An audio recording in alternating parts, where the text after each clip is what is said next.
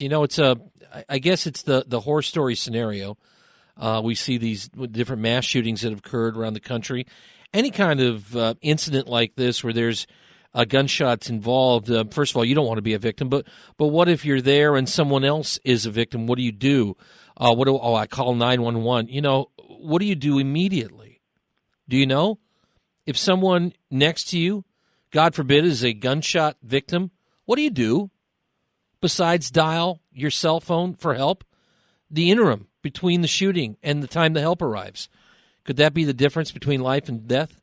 It could be. There's a program now in Philadelphia, Temple University there in Philly, putting it forward called Fighting Chance. They've got some rough neighborhoods, especially North Philly and Camden, et cetera, across the river. This program teaching civilians what to do to treat victims of a shooting before those first responders arrive. Are there effective things you can do? Let's visit this morning with law enforcement expert, director of the Public Administration's Master's Degree Program at Tarleton State, public safety expert, Dr. G.M. Cox. Good morning. Good morning. So what effectively can folks do? As somebody who's been out and seen this before firsthand, what comes to mind that would be very proactive? Well, that's a great question. I reviewed the program being suggested or launched by Temple University, and they're actually launching off a foundational program that the Department of Homeland Security has actually started, which is called Stop the Bleeding. Mm-hmm. And the idea behind it is, and I actually teach this in my critical incident management classes, in many cases, they're first responders, which is actually citizens who are there before police, fire, and ambulance even get notified. So it makes very good sense that people are at least taught. I recommend three things: basic first aid, CPR, and now a little bit what we call SABA in law enforcement, self-aid, buddy aid, how to help your fellow citizen who may have been shot or stabbed. Really comes down to compression and use of a tourniquet. Which is, again, stopping get to the stop the bleed part right there. Right. Is it, Dr. Cox, is it important to make sure before you jump in, you want to help, people have the right inclinations, but make sure your own person that you're safe and you're able to do those so that you're not becoming a victim yourself? You want to jump in and help, but assure that you're in a safe position as you begin doing that. Is that a fair assessment? Well, Dave, you hit the nail on the head right on. You've got to make sure you don't become part of the problem. So before you start initiating this kind of self-aid, buddy aid, or what Temple University is calling the fighting chance, make sure that the incident's over, that you're safe, or as safe as you can be. Look around, assess your environment. You want to know if there's a continuing attacks. But there is a lull, and I think I don't want people to be paranoid. I don't want people running around looking behind every corner and every human being as a possible assailant. But let's be responsible, help our fellow citizens. This is just makes good public policy when you think about it. Going back 15, 20 years ago, we used to have everybody with basic first aid. Mm-hmm. And so this is just an evolution of that program, I think. It makes sense. And again, that, securing yourself, it's kind of like when you fly and they say, look, if the mask dropped down, you've got a child with you, make sure yours is secure. First, you're the one's got to be making decisions. So you make sure you're secured, then you'll be ready to properly deal with your child or someone who's underage. And that makes just logical sense. It does. And so I always tell everybody, the best person to take care of you is you. And then if you're okay, then start helping with other people.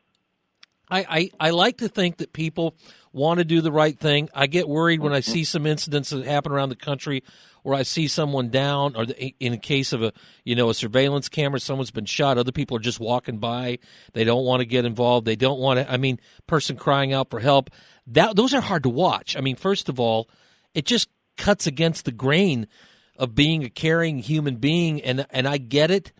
You don't want to be a victim yourself, but at some point, don't most folks in your mind have the inclination to want to do the right thing, or is it can it be a little despairing from your standpoint? Well, we see it. Of course, we've seen it on a continuum from people who absolutely wouldn't help anybody. I'm thinking about the case of the Kitty Genovese in New York. Oh yeah, you may remember that case. Yep. Years and years ago. And then we go to the other end where you see these Samaritans jumping into swift water and dying, trying to help somebody else. So. Right. those are, on the continuum. I'd say don't ever jump into swift water unless you just absolutely think you can be. Because swift water is tough. But on the other hand, we owe it. We're human beings. We have the ability to reason. We also have that, taking care of each other attitude.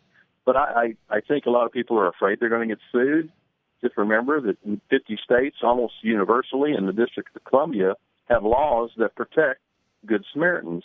So as long as you don't act really recklessly, and by recklessly I mean you do something that's so obviously wrong that anybody else would think, what was he or she thinking? But any side of that, you're pretty much covered. You can't be sued for rendering aid to a unit, even if what you do causes them more harm than have you let them alone. Yeah, it makes sense. You might be giving the folks who are receiving physicians and nurses and PAs at the ER, as I throw all the acronyms out there, you may be giving them a leg up just by, and with the first responders, as you said, you call them the first responders, is that right? That's correct.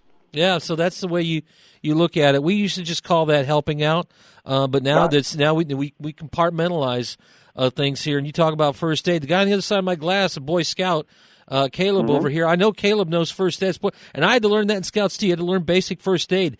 That's a loss. It's a lost art now, isn't it?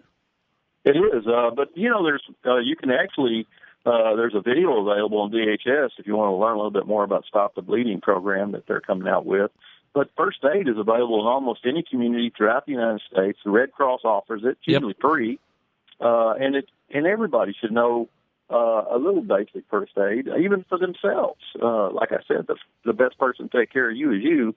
How would you, if you were shot, how would you stop the bleeding? Compression, using a tourniquet. And everybody's, well, I don't have a tourniquet. Sure you do. It's called a belt or scarf. Ripped up piece of shirt. Absolutely. Yeah, absolutely.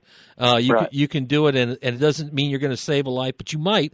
And that's a pretty darn good thing. I'll put the odds on that any day. Dr. G.M. Cox here, law enforcement expert. We're talking about the Fighting Chance program the Temple has put together.